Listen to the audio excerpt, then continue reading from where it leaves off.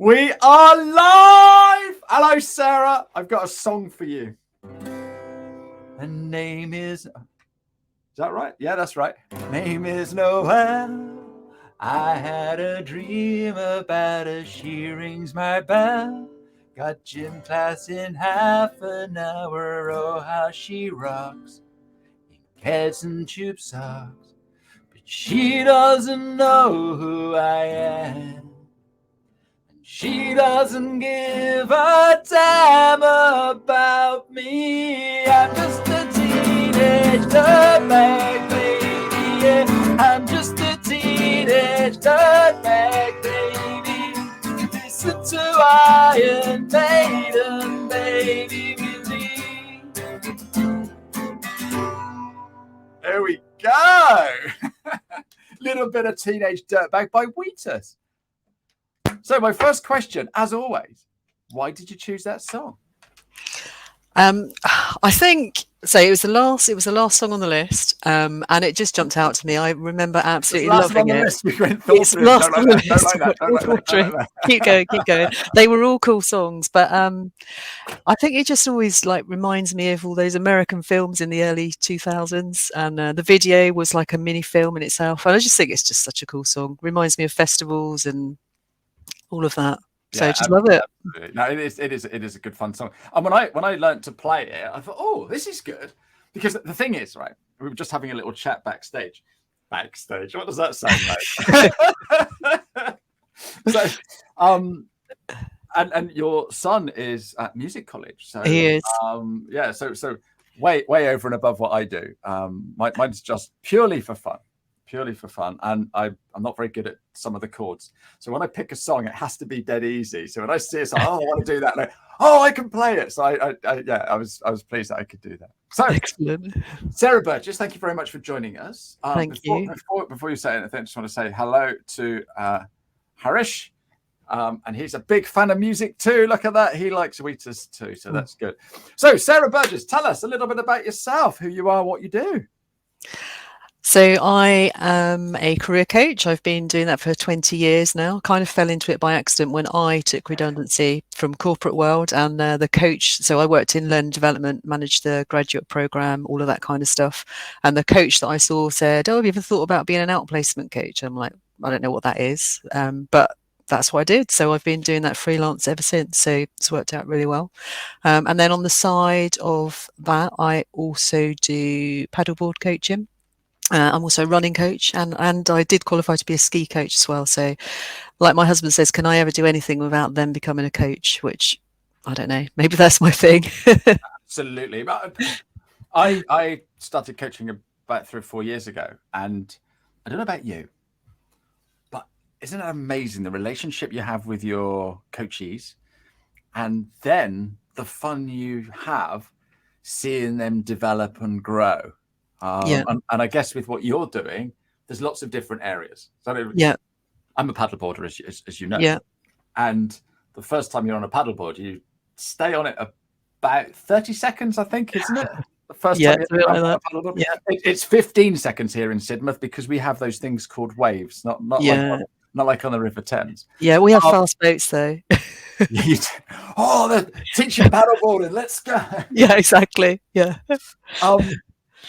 But then you see them coming back week after week, and then they're going surfing and stuff like that. So yeah, it's a great thing to be able to do. So it is definitely. I just like helping people kind of develop their confidence in whichever of those things, and just get better. So, and actually, most recently, I'm specialising in kind of LinkedIn coaching, so career coaching using LinkedIn. So I just think it's such a powerful tool, and it can get you pretty much anywhere, I think. Well, you're on the right show if you want to talk about LinkedIn. And this is the thing, right? People say, why are you having a LinkedIn coach on your show? Because you're a LinkedIn coach, and but for a start, there's 900 million people on LinkedIn, so there's not enough coaches to go around. But B, we do totally different things. Yeah, don't we? I'm helping people to get noticed so that they can, grow their business. You're helping to get people noticed so that the hiring managers, I want to work with this person. So what do you think are the key differences between what we do? So I think for what I do, it's about that. So it's about working out what it is that's important to you in your next then the next stage of your career. So whether that's you've just graduated or you just left sixth form or you're looking for a massive career change, what is it that you actually want to do? And I totally get that there's some people that just need a job and quickly. So I can kind of help people with that as well. But if you've got the time to really think about it, then I think just spending the time to work out your values, your strengths, your skills, all of that stuff. And then using LinkedIn to research companies that are going to hopefully share those values so that you know when you get that job, it's going to be the right one. So in terms of what's different, I mean, you're going to be doing similar things, but for businesses, aren't you? So you're going to be your businesses want to represent what their values are, so they're attracting the right customers. So I think it all comes back to building that brand for whatever it is you're looking to do next. Yeah, we talk about building brand an awful lot, don't we? Yeah. And I think, well, it's only recently that I've really understood that. I have been doing that unwittingly because I'm always authentic. But when you're a school or university leaver, you haven't got a clue about brand, and you think of brands like Apple and Microsoft and stuff like that. So to get a youngster to start thinking about building their brand, I think that's quite a challenge, isn't it, Sarah? It can be, yeah. But I mean, what I like to do with kind of students particularly is run group sessions. I find that's really helpful because when there's a big group of students in the room, it's much more interactive. People kind of bounce ideas off each other. And even if it is a company like Google, then that's fine because, people often say that's where they want to work. If I say, what's your dream company, they'll say Google or Microsoft or whatever it might be. And that's fine. Some people do need to work there, but you just need to understand what their recruitment process is like. So it's all about being prepared for that and also being rejected. And that's a massive part of it. I've read people that have been to Google and have applied 7 times for a job and then finally got it 8th time. So do you really want it that much that you're going to be that dedicated to keep going for it? Or is there something else? It could be that there's an up and coming company that's actually much better suited to you, like the idea of Google. But actually, in reality, maybe there's something else. So we'd spend a bit of time exploring what actually is it about Google that's appealing, and can you find that elsewhere? Super. We're going to come back to this. I've got a few questions about LinkedIn. Yep. Do you use other social media regularly, Sarah? I do Strava account. I use Strava all the time. That's running. For running, paddleboarding. Us fit people don't get that. Yeah. You do Strava. You do. I do Strava on my paddleboard. Yeah, you need to record it, otherwise it didn't happen. So Instagram, I do use Instagram, but socially, and it is mainly either running related or paddleboard related or nice scenery somewhere. So I don't use anything else for business at the moment. I've got a YouTube channel which I've started uploading my videos to. I've been talking a bit about starting to use TikTok, but I haven't done anything about that other than saying must have a look at that. And Facebook, I have got a Facebook account. I very rarely post anything on it, but I do like the memories on Facebook, so it's quite cool seeing that. But the trouble is, because you're not doing it now, you're not going to have memories in the future. I know. That's what I realised the other day. However, my husband does quite a lot on Facebook and tags me, so yeah, I come up that way, so it's fine. Yeah. That's superb. How often do you post your own content on LinkedIn, Sarah? It varies. I'd say probably on average 3 times a week. Wow. I go through stages where it's every day, and then I go through stages of not posting for a couple of weeks. So I am organised, but also I work really well to deadlines. So it's much better for me to kind of think on the fly. And sometimes I'm too busy to think about it, and other times I'll think, I'm going to schedule my posts. So I'm not particularly consistent in terms of frequency, but you'll always see something from me, I would say. Perfect. And so is consistency, where do you see consistency? Because a lot of people talk about it. When you're in a state of regularly posting, do you see differences when you're in a state of too busy or not doing it? I mean, I do a live once a week, which is called Career Stories, where I talk to people about their careers. So that's it has been every Friday, but I'm switching to Thursdays from this week onwards. So that's once a week at 1 o'clock. So that's good. So there's always a bit of chat around that. I use a couple of career seeking groups, so that gets quite a few views. And then, yeah, I mean, obviously, if I do post, I do get more interaction. So I should, and I plan to use the scheduling tool a bit more often, because that's really effective. I mean, you do still need to be around once the post goes live, because I think it's really important to respond to everyone that comments on my post. So I do that, and it does work well. I did it for a couple of weeks, scheduled posts every day, and it was great. And I definitely saw my engagement going up. So I need to get back on that. A little bit of coaching for you there. Coaching for myself. Yeah, no, it's true.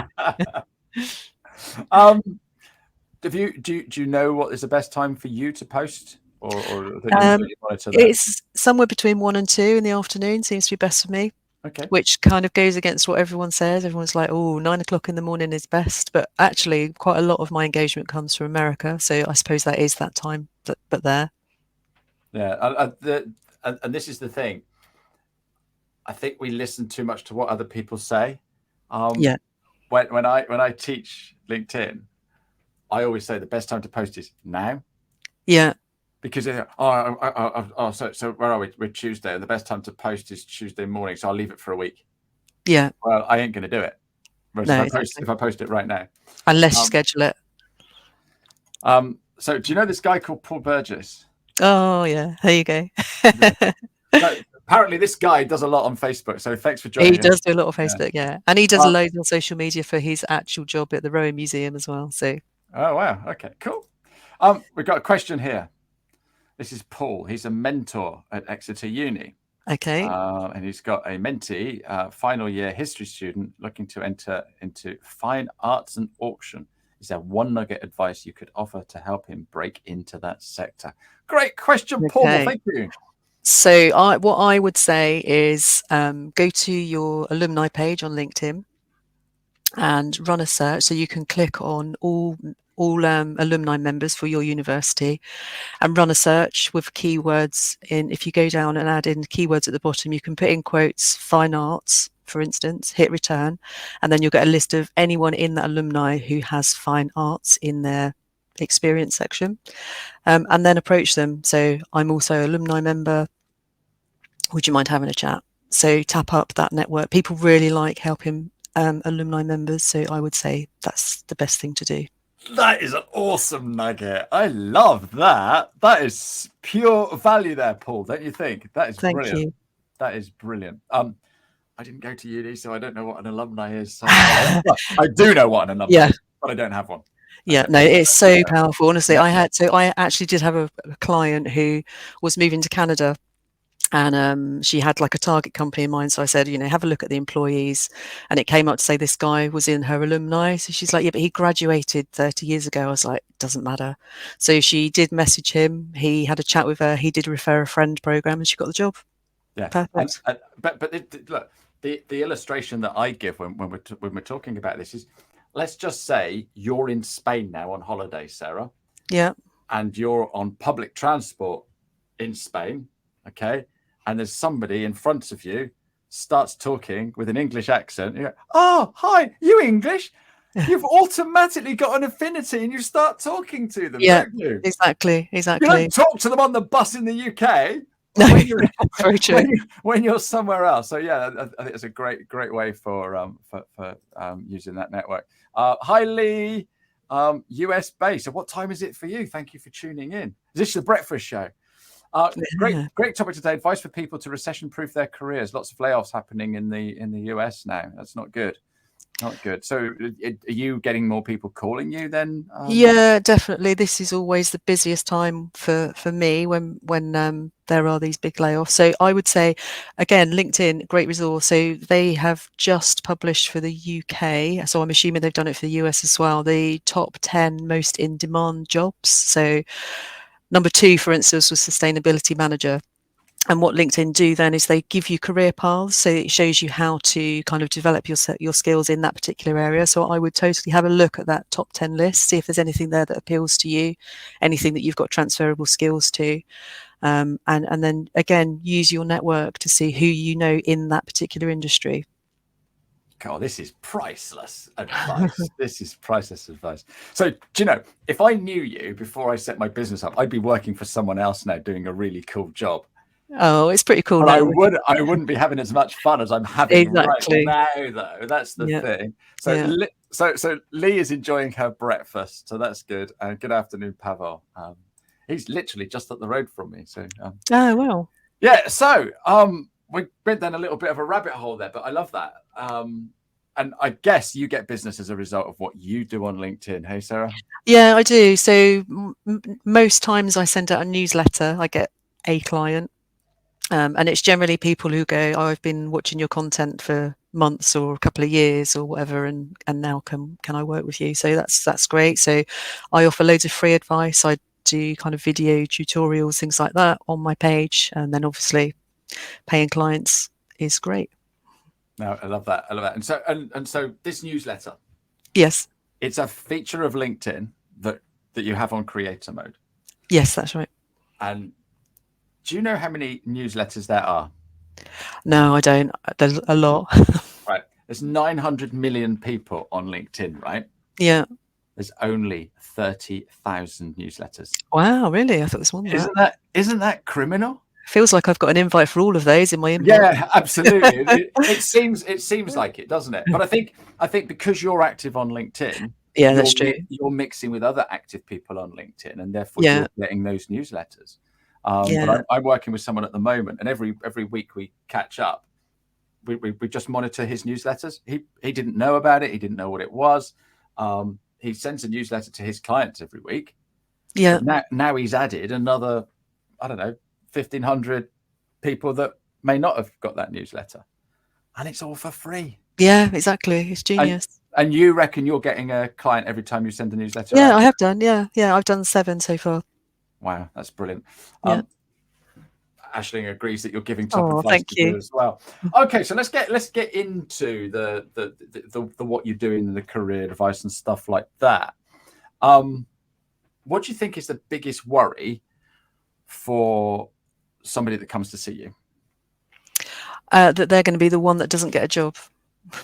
And I think that's really common. So often I am working with people that have taken redundancy after significant chunks of time in an organisation, so 25, 30 years sometimes. And they'll have seen all of their colleagues going off and starting this great career in consultancy or got another job or whatever, and they'll be thinking, oh, I'm going to be the one that doesn't. But invariably you do. Sometimes it might take a little bit longer than others. So I think my longest ever was about 3 years. However, she had lots of other stuff going on as well, managing a house project, caring for parents, all of that kind of stuff. So she wasn't actually working full time to get a job. So I think that's the important thing when you're in that position, is you do need to treat it like it's your job, trying to get a job, and being quite clear on what it is you're looking for next, and actually doing the stuff, I think. So, you know, if we're working together and I say, right, you need to contact these people, then go and do it. What would you say to somebody that was working in a high pressure job, okay, and they gave it all up and didn't know what they wanted to do next? So I've got loads of exercises that I work through. One of them is called the career line. So I would get them to do that as a first step. So basically you look back over your career, or even back to school if you want to. So it could be a lifeline, whichever is your preference and your age and all of that. And it basically gets you to plot your highs and lows of your life and your career so far. So what I do is I get people to do that, and then when we're sat together, and typically I give them a couple of weeks to do that, because it's one of those things. I always do it on a massive flip chart, because then I'll add things as I'm going along. I'd leave it on the floor, add bits and bobs to it. Then we'll sit down, kind of go through it and look at the highs and say, okay, so what's the commonality between those things? And it might on first glance look like there's nothing in them that's common, but actually when you start diving a bit deeper, you can generally find there is. So for me, for instance, when I look back over my corporate career, my highs were when I had pretty much zero instruction from my manager. So one of them said to me, I want you to go and create a learning culture. So I was like, cool. Like my husband's like, what does that even mean? I was like, I don't know. Sounds cool though, doesn't it? So that really motivates me, whereas that would freak him out. Yep. So I think it's trying to find out what it is that really motivates you, and then that can help with lots more exercises to kind of work out what it is you could do next. I like that because there's always been things in my previous, because that was me. That was me, right? Yeah. That there's always been things that I've loved about certain jobs, and like you say, it's probably because that manager was awesome. Yeah. Nothing to do, and I was 30 years in sales, so it's nothing to do with the product I was selling. It was Yeah. because I had a really good manager or something. So that's a great bit of advice. Yeah. I didn't know at the time, so what I did, I wrote down on a big piece of paper what I didn't want to do. Yeah, no, that's just as good. That was pretty cool. And that's what I say to people, particularly when working on LinkedIn, is when you're putting on what you did in your last role on LinkedIn, think about what you want to do next, and don't put down the stuff you hated, because you're then going to be found for that. So if you're in a HR role and part of your role is recruitment, you're going to get attracted by recruiters looking for recruiters. So don't put it down. Yeah. Just put down the stuff you liked and that you want to continue doing. Yeah. So I was in HR, but I really loved talking to people, and I got loads of fun from talking to people. So yeah, I like that. I like that.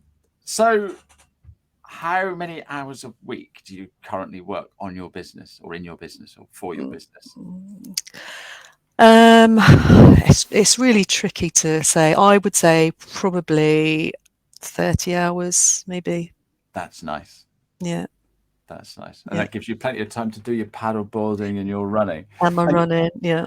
And you're running then. So are you training for a marathon or anything like that at the moment? I am, yeah. So I did New York and Berlin marathons last year in October and November, and I'm doing Chicago Marathon in October this year. So how cool is that? Yeah. That's awesome. Yeah.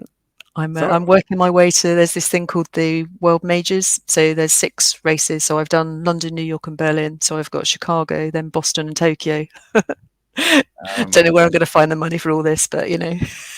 Oh, what a great goal to have. Yeah. And how long does it take you to run a marathon? My best time is 4 hours 15. Oh, that's good. Yeah, but that was a while ago. Hey. New York was awful this year. It's so hot. Well, it was cool being in New York, but there was a freak heat wave in November in New York, so they were advising people not to run too fast in case they passed out. Yeah. So how long did that one take you then? It was about 5 hours. Wow. Do you ever listen to Chris Evans when he talks about marathon running? I do actually, and my son's doing London Marathon in April, so he is not a runner at all, but someone bought him the Chris Evans book for Christmas, so I had a quick flick through that last night. Actually, it's pretty good. Yeah, he talks to, he's friends with Mo Farah, obviously. Yes, as you are. And he turns around to Mo Farah and says, "Look, I'm a better runner than you." And Mo Farah says, "You what? Because because I'm out for 5 hours." Yeah, you can handle that. You're only doing 2 hours. Yeah, oh no, absolutely cracking. Did you see Mo Farah on Taskmaster? I wouldn't even know what that is. Oh, it's so cool. It's such a good program. Anyway, very funny. He's a top bloke, isn't he? Top bloke.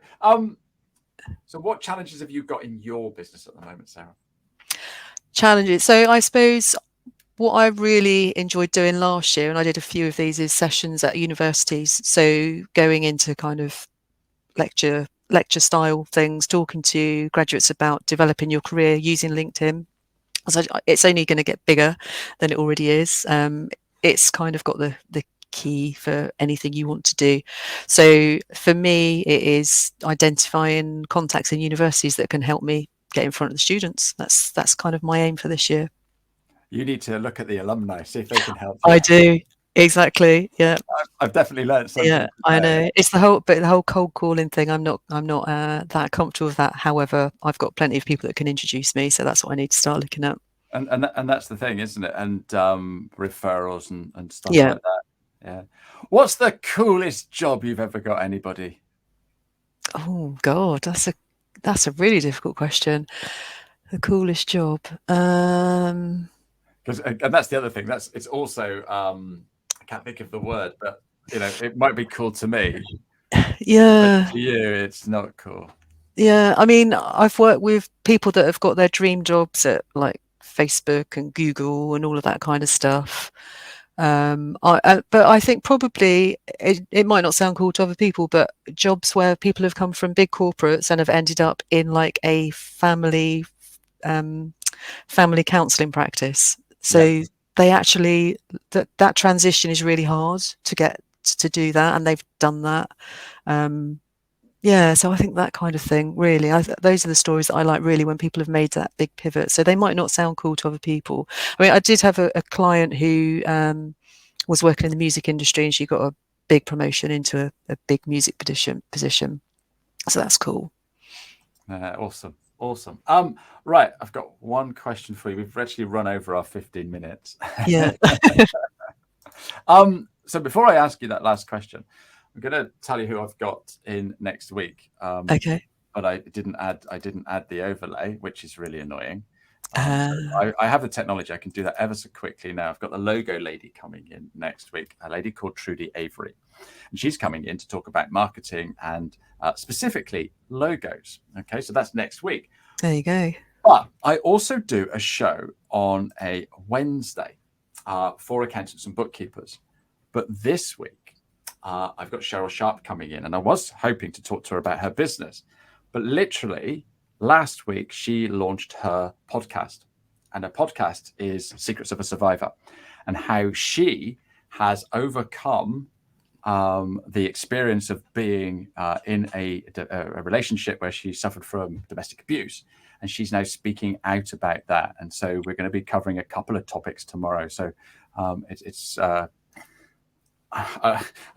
not sure I'm looking forward to it, but I've known Cheryl for a long time, and looking forward to helping her tell her story and get more people talking about domestic abuse. So that's tomorrow. So it's a couple of interesting shows there. So my question to you, Sarah, what advice would you give your 16-year-old self if you could go back in time? So I think I've been thinking about this, and I think I would, from a running point of view, I would say keep running, don't stop until you're in your 30s, and then restart, because you have been. And in terms of career, I think it just be trust your instincts and just do it. Yeah, I love that. I think sometimes we question ourselves too much, don't we? Yeah, definitely. So, trust your instincts. So thanks everybody for coming on today. Pavel reckons you're wonderful for running marathons. Thank you. And Peter says magic day. So absolutely. Thank you, everybody. I will be back, like I said, tomorrow and again next week. And we'll see you soon. Thank you very much indeed. Thank you. You get out what you put in, never gonna lose.